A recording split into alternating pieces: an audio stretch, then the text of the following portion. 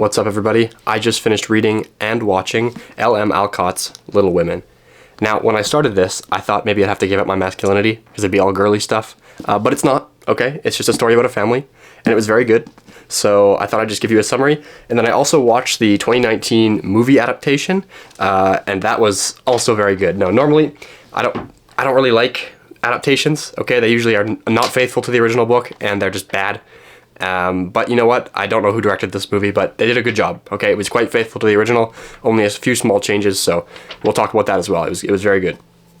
So, the book, like I said, set in the Victorian era, sort of mid to late 1800s, so just after the Industrial Revolution, and a lot of the old sort of societal ways of doing things are still in place, right? So everyone dresses up nice, they all have nice etiquette, and it kind of just makes you kind of wistful, and you wish society kind of still worked that way, instead of everyone going out to buy groceries in sweatpants. But anyways, so the setting basically is that there's these four girls, okay? They're between, I think at the beginning of the book, they're between ages like 12 and 17 or something like that, and there's four of them. We got the oldest, Meg, and she is kind of like the responsible one that's a bit more proper, and she kind of plays by the book. Then we have the second to eldest, and her name's Josephine, or Jo, as everyone calls her. She's very boyish, okay? So she's very adventurous. She likes to, kind of get her hands dirty, rough and tumble, yeah. Then the second to youngest, his name is Beth. Her name's Beth, and she is kind of a quiet, like, musical type. And then the youngest, his name is Amy. And at the beginning of the book, she kind of changes her character. At the beginning of the book, she's kind of just spoiled and a bit, you know how all younger siblings are, kind of annoying, kind of pestery. But by the end of the book, she becomes a bit more distinguished, and she goes to Europe and is an artist, and yeah, she becomes more well-rounded by the end of the book. So anyways, the context is that the dad is off fighting in a war, and I forget what the war is, but anyways, he's off fighting in a war, and this is also, by the way, I should mention, is in Massachusetts in the US. And if you're not from the US, all my non-American viewers, Massachusetts is a state like 2 above New York. So you have New York, and then you have Connecticut, and then you have Massachusetts. So Massachusetts is, I can't say it. It's one of those like New England states, right? So the influence of Victorian society would be very heavy in this state, and which comes across in the writing and in the adaptation, right? So the first thing that happens, and I'm going to gloss over a lot of details, okay, this is a high-level overview, but basically, they have a rich neighbor. He has a grandson, and that grandson just kind of stays inside all day being tutored, and the grandson's name is Laurie, and then the tutor's name is Mr. Brooke, and they are just inside the house all day, like learning Latin or whatever, and the girls are kind of just wondering about him, and eventually they meet him and become great friends, and they kind of initiate him into all of their antics, right? So the girls, they do all sorts of things, right? Like they have this like club that they meet where they like write poetry, and I don't even know what they do, what the club is for. They just like pretend to be old men smoking pipes, and then they also like put on plays for like the kids in the neighborhood. Yeah, I don't know. They're just like a very fun, lively family atmosphere. So they meet Laurie. They're kind of just growing up. The whole thing's like a coming of age novel, right? So all of these girls are like learning to grow up. And in the book, Alcott kind of moralizes, not heavily, but a lot of the things that occur, she kind of like spins a lesson out of it, right? Because I think Alcott intended the book to be read to like younger girls, and so that as they read it, they kind of like are learning lessons as they go along, which I like that. I think that's a good feature. One thing I will say is in the first half, it's a bit episodic, but that she gets over that in the second half. So then after that, again, skipping over a lot of details, but Meg falls in love with the tutor, Mr. Brooke. They get married, much to Jo's chagrin, I might add. Jo is the character that does not want to grow up, and she is just happy romping about with her sisters and with Laurie, just like having fun and being very innocent. So she's very sad that Meg is leaving the family to be married. And of course, she didn't really leave, right? She moved like, I don't know how far, like a kilometer away in another house. So not really that far, but Jo sees it as the family being torn apart. So she's quite sad about that. Next, we have the character Amy. So Beth gets scarlet fever, And so Amy hadn't had it before, so she gets sent away to the aunt's place. The aunt is very rich, I think she had a husband, but she's a widow, and so she just sits in this big house all day, and she's kind of old and frail, so Joe takes care of her for a while, and then during the scarlet fever that Beth gets, Joe cares for Beth, and Amy gets sent to not catch the scarlet fever to Aunt March's house. And so eventually, Amy gets taken with Aunt March to go to Europe, and so that's when she starts to develop her her French and her artistic capabilities, oil painting and so on. And during this time, again, I feel like I'm not doing it justice because I'm skipping over a lot of details, but like I said, it is kind of episodic. Like, there's a bunch of filler stuff, like things that happen but don't contribute much to the overall plot, so I'll just leave that out. And I recommend you to read the book, and you'll get all of that kind of that fun stuff that doesn't really contribute to the plot but is very charming, because the book is charming. It's very good. Next, Laurie kind of confesses his love to Joe. And I should also say the book is kind of broken up into like different sections. So at the start, they're between the ages of like 12 and 16, 17. And then we get a break in time. Then it's 3 years later. And then after that, it's 3 years after that. And at the very end, we kind of get a snapshot when they're around like late 20s, early 30s. So the 3-year gap, I think, has occurred at this point.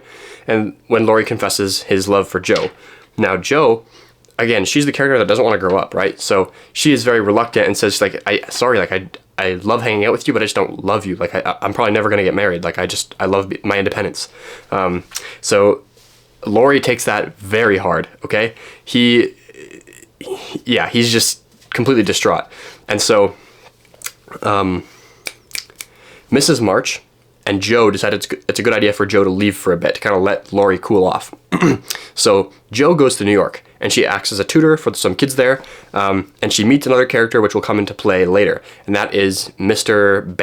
Barr, I don't know how to say it, German guy. He's also at that school teaching, and during this time, Joe is also writing a lot of stories. She wrote one earlier that she won a prize for, I didn't mention it, and then while she's in New York, she's writing stories and earning more money, and people like him. Anyways, then Joe gets called home because Beth is very sick. Now, she had recovered from the scarlet fever, but apparently scarlet fever can leave the valves in your heart very weak, and eventually you can die of congestive heart failure like years later. And so Beth kind of she couldn't hold on, and it's very sad. And that's a very touching moment in the book. So Beth dies. They don't call Amy back from Europe because they don't want her to cut her trip short. So they don't tell her. They don't tell her until she gets back. Anyways, at this point, Laurie also goes to Europe with his grandfather because they're kind of a rich family. That's one dynamic I kind of forgot to mention, is that the March family is very poor, but Laurie's family is not insanely rich, but pretty rich in comparison. So Laurie heads out to Europe as well and meets up with Amy. Now, Amy had been courting this other guy named Fred, and he proposes to her, and she says no, but she doesn't understand why. Like, it's kind of like a confusing bit. And then she realizes that she loves Laurie. So there's Laurie is like a well-loved character, but he kind of confuses all of the romance, right? Because it's actually revealed in the book also that Beth loves Laurie before she dies. But of course that can't come to anything because she's very sick and dies, unfortunately. And then Joe is confused about whether she loves Laurie, comes to the conclusion that she doesn't. Laurie loves Joe, gets rejected, and then Amy and Laurie end up together. It's very confusing. Spoiler. I hope you figured out that I'm spoiling the book by now. So, anyways. Then Joe ends up marrying the Dr. Bear, who comes back after Amy and Laurie get back from Europe. He shows up on the porch, and they kind of just court in front of the whole family, and everyone approves, and they get married. And then the last sort of scene in the book is, I think when Joe is around 30, her and Dr. Bear, I can never say his name, Barr, the German professor, they end up opening a school for boys, and in Aunt March's old house that she left to Joe, because Aunt March also dies because she gets sick and she's frail and old.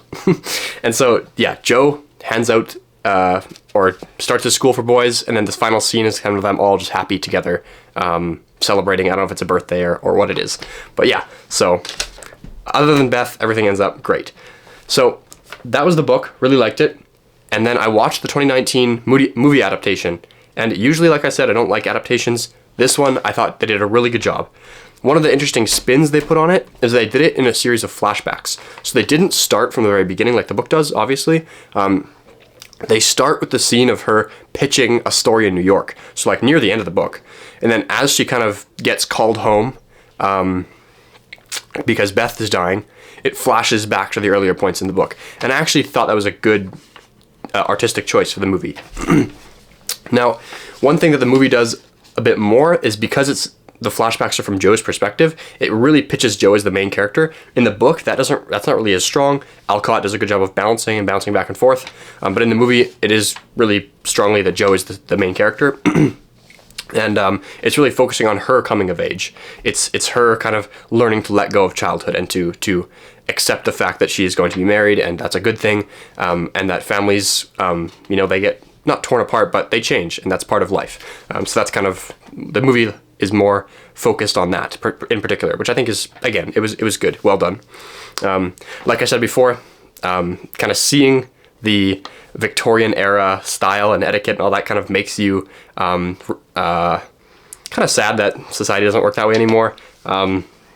There's obviously some problems, like they didn't have modern toilets, I guess.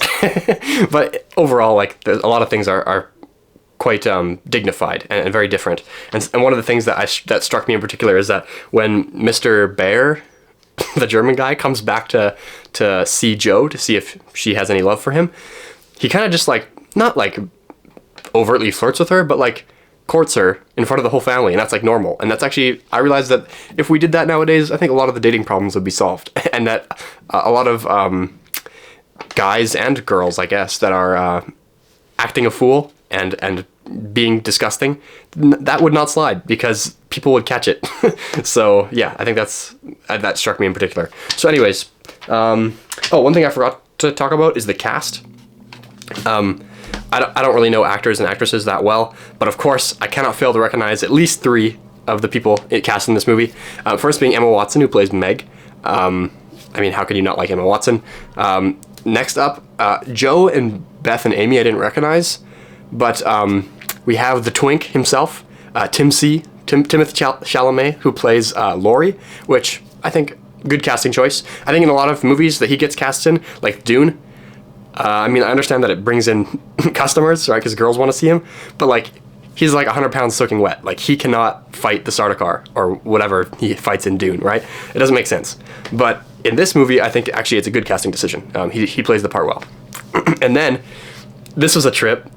Better Call Saul from Breaking Bad, like the slimy lawyer guy, plays Mr. March, which was just like, I don't know, it was too ambitious of a crossover for me personally. But yeah, I don't think that guy, I should know his name, I don't remember it. He'll never outlive, or people will never let him forget his role in Breaking Bad. Okay, that's just like his thing now. I don't know what I'm trying to say. Anyways, the casting was good. The movie was good.